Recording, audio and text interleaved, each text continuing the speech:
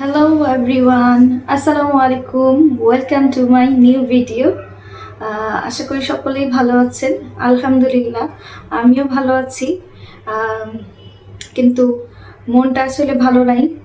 যাই হোক, তো আজকে ইফতারে বেশি কিছু আয়োজন করব না, যেহেতু এতদিন ভাজা পোড়া খাইতেছিলাম, ভাজা পোড়া খাওয়া হয়েছে অনেক। তো আজকে ফালুদা করব, আর আব্বুর জন্য হয়তো বা একটু আলুর চপ করতে পারি।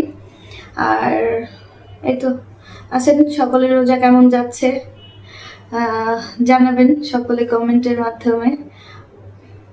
যাই হোক, চলুন ফালুদা তৈরি করা যাক।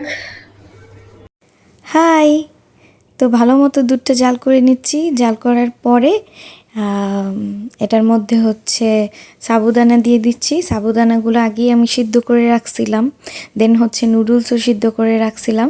এটার মধ্যে হচ্ছে সাবুদানা দিয়ে ভালো মতো মিক্স করে নিচ্ছি।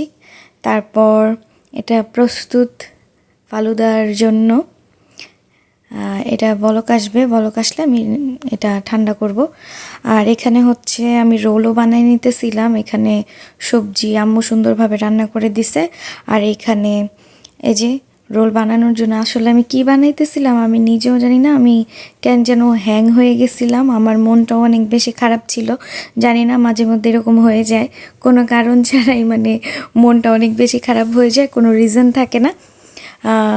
এই তো কী যেন বানাইতেছিলাম, বানাইতে বানাইতে হচ্ছে রোল হয়ে গেছে, রোলের শেপ দিয়ে দিতেছিলাম।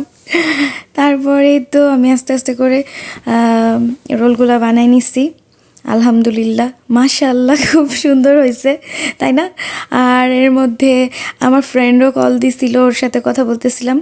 আর এই তো ডান, আমার রোল বানানো কমপ্লিট। তারপর হচ্ছে এটা আমি ভাইজা নিব, যেহেতু আজকে ভাজা পোড়ার আইটেম বেশি নাই, শুধু রোল আর হচ্ছে আলুর চপটাই ভাইজা নিছি। আলহামদুলিল্লাহ আর মাশাআল্লাহ।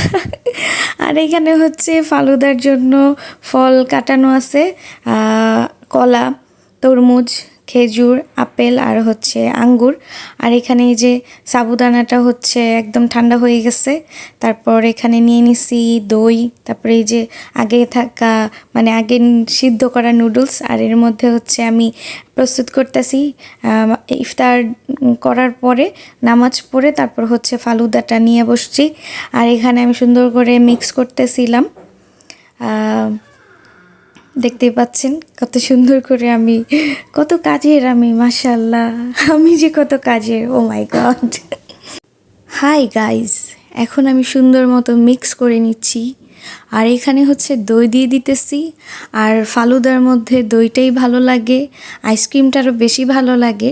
যেহেতু একটা ঠান্ডা ওয়েদার যাচ্ছে, সেহেতু মানে এত ঠান্ডা খাওয়াটা উচিত হবে না, যেহেতু অলরেডি এমনিতেই গলার অবস্থা খারাপ, সবারই মানে একটু একটু ঠান্ডা লেগেই আছে। তো এই কারণে হচ্ছে আইসক্রিমটা দেওয়া হয় নাই, দইটা দিয়েই বানাইছি। আলহামদুলিল্লাহ, মাশাআল্লাহ, খুব বেশি টেস্ট হয়েছে। আর এখানে এটা আমি আম্মুকে দিয়ে দিলাম তৈরি করে, দেন হচ্ছে ভাবির জন্য তৈরি করতেছি। আর ভাবির সাথে খুব বেশি দুষ্টামি করতেছিলাম যে ভাবি এই যে এত সুন্দর করে বানায় খাওয়াইতেছি, তারপরেও কোনো নাম হবে না, দিন শেষে ননদের বদনাম হবেই। যাই হোক, দুষ্টামি করতেছিলাম। আসলে আমাদের ননদ ভাবির সম্পর্কটা অনেক বেশি সুন্দর। আল্লাহ যেন মৃত্যুর আগ পর্যন্ত এরকম সুন্দর রাখে, মানে আমরা যেন ভালো থাকতে পারি একসাথে। তো যাই হোক, সবাই ভালো থাকবেন, সুস্থ থাকবেন, খোদা হাফেজ।